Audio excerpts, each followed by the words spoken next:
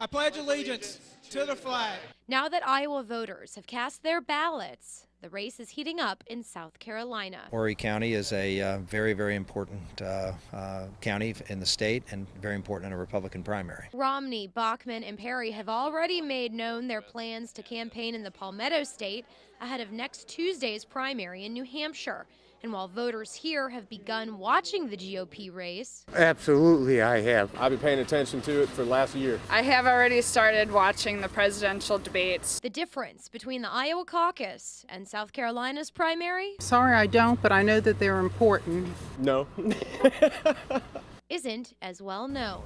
Delegates. Political science chair Dr. David White has not only worked on campaigns throughout Iowa and South Carolina. Well, back in 1987 and 88, I worked for the Dole for President campaign, Bob Dole. He explains the Iowa caucus is limited to registered Republicans or independents, whereas South Carolina has an open primary. It's not limited to whether it's Democrats or Republicans. And while those who have won South Carolina in the past have clinched the party's nomination, White says this year, It might be a longer road to win the nomination. but there is one way tonight's results in Iowa could affect South Carolina. If a candidate gets 5th or 6th, they may have trouble raising money that would pay for travel to South Carolina. All in all, still far too early to tell in the race for the nomination.